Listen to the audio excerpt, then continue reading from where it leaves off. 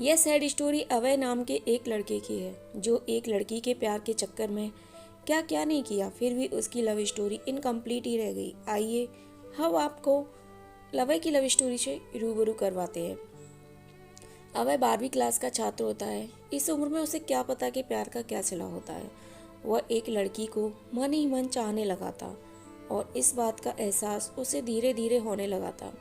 समय बीतता रहा और अभय अब कॉलेज में आ गया था।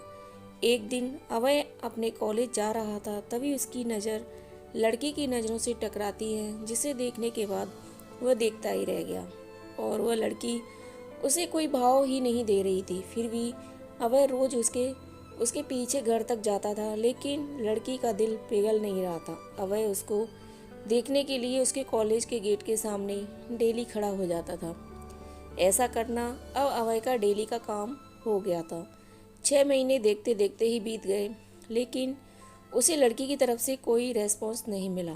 फिर निराश हो अभय ने उसके कॉलेज जाना बंद कर दिया।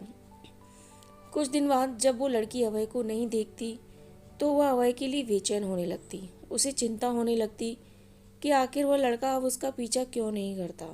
तभी कुछ दिनों के बाद अभय उसे दिखता है तो वो उससे पूछती है, अब तुम मुझे देखने के लिए मेरे कॉलेज क्यों नहीं आते हो। तो अभय ने उससे कहा, इतने दिन से आपके चक्कर में आपके आगे पीछे घूमता रहता हूँ, लेकिन आपकी तरफ से कोई रेस्पॉन्स नहीं मिला, यहाँ तक कि आप मुझे देखना तक पसंद नहीं करते हो। तभी से तुम्हारे कॉलेज आना भी छोड़ दिया।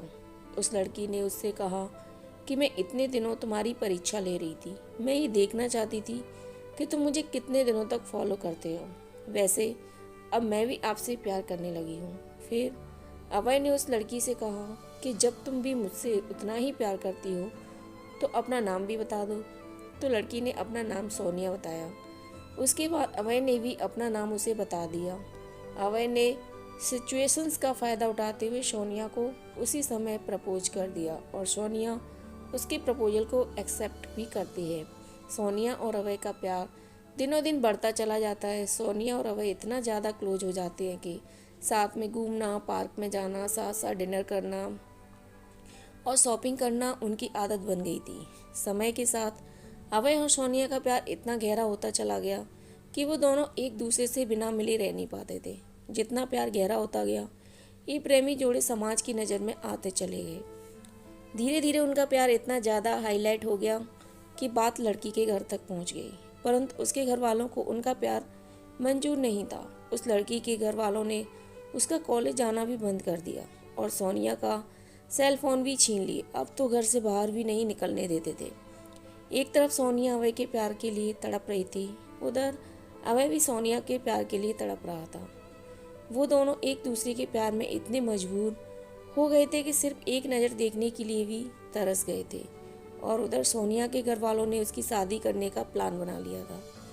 और जब यह बात सोनिया को पता चलती है तो सोनिया शादी से डायरेक्ट मना करती है और वो कहती है कि मैं शादी सिर्फ अभय के साथ ही करूँगी, नहीं तो मैं अपनी जान दे दूँगी। यह बात सुनकर भी घर वालों को कोई फ़र्क नहीं पड़ता, उल्टा उसे मारने पीटने लगे और धमकाने लगे। सोनिया हर दर्द साड़े को तैयार थी, लेकिन अभय के बिना नहीं रहना चाहती थी।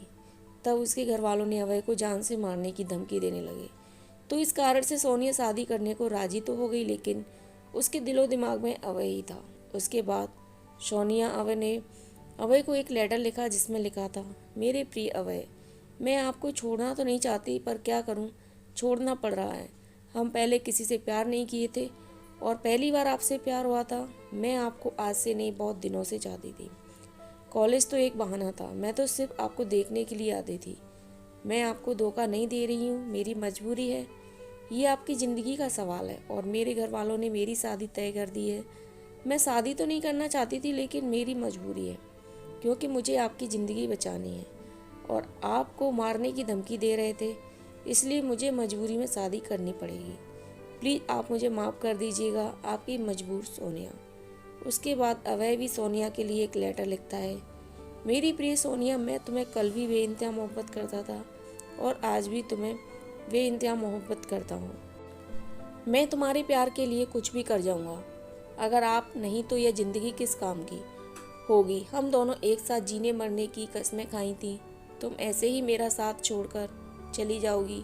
तुमने एक बार भी नहीं सोचा कि तुम्हारे सिवा मेरी ज़िंदगी में कोई भी नहीं है। सोनिया, मैं तुम्हें कभी नहीं भूल पाऊँगा। जब तक मेरी सांसें चलेंगी तो तुम्हारे नाम से ही चलेंगी। वो ज़िंदगी मुझे नहीं चाहिए जिस ज़िंदगी में तुम ना हो। सोनिया, जब से तुम बिछड़े हैं तब से मैं तुमसे मिलने की बहुत कोशिश की, लेकिन तुम्हारे घर वालों ने मुझे मिलने ही नहीं दिया। सोनिया, मुझे लगता है कि मेरी ज़िंदगी में खुशी लिखी ही नहीं है। मेरी ज़िंदगी में तो सिर्फ आंसू ही आंसू लिखी है।